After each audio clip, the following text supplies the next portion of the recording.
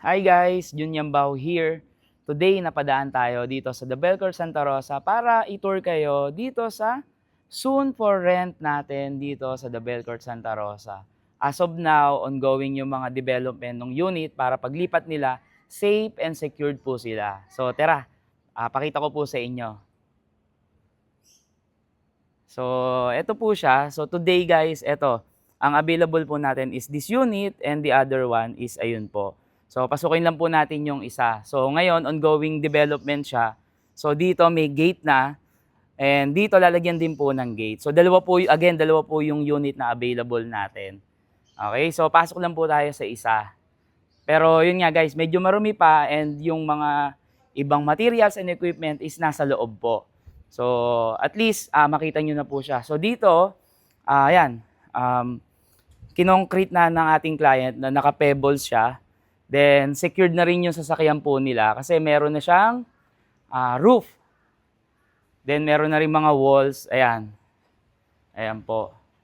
So, ito yung mga bakal binubuo nila kuya. So, sinuwerte lang tayo kasi break time po nila. Lunch break po nila. So, tara, pasok po tayo.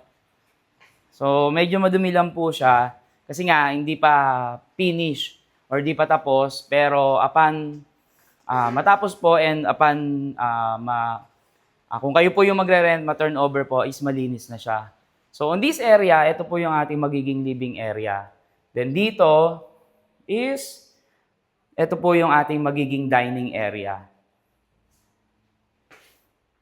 Then dito, ito po yung inyong magiging kitchen, naka-slab na po siya. Ayan po. Then itong door na to, ito yung ating service area. So, ayan, naka-tiles na po siya originally. Then, ito po pinapebbles ni client. Or ni owner, by the way, sorry. Kasi client ko po si sir. Kasi ito, ayan, lalagyan pa po ko ano po yung development dyan. Ongoing pa. Then, ito pong pader or yung walls natin is lalagyan din po. Then, alam ko po lalagyan ng grills and roof po sa taas. So, tara po. Pasok po ulit tayo. Then dito, ito yung ating toilet and bath. Ayan po. Ayan po siya. Then dito naman sa kabila, ito po yung ating shower area. So, mas elegant po yung tiles natin dito ngayon. Compare with yung mga first unit na na-turnover po natin. Okay. Then, akyat po tayo.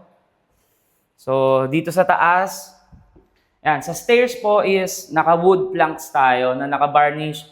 Medyo maalikabok lang po kasi nga ongoing yung construction natin. Then sa taas, we have 2 bedroom and 1 toilet and bath. Yan po. So ito po yung ating first bedroom. Ayan po siya. Then, sa katabi niya, we have our toilet and bath. So, ito po. Ayan po siya. Then dito, ito yung ating master's bedroom. Ayan.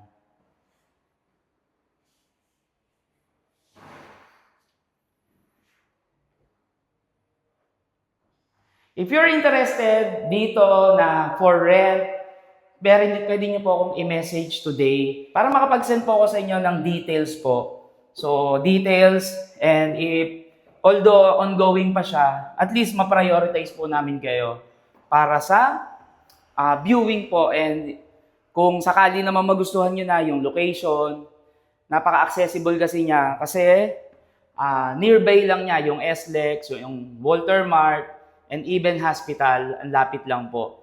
So, if you're interested guys, message lang po tayo. Then, para makapag-schedule po tayo ng viewing. So, yun lang po. Again, this is Jun Yambao, your property consultant here in Laguna. Bye-bye!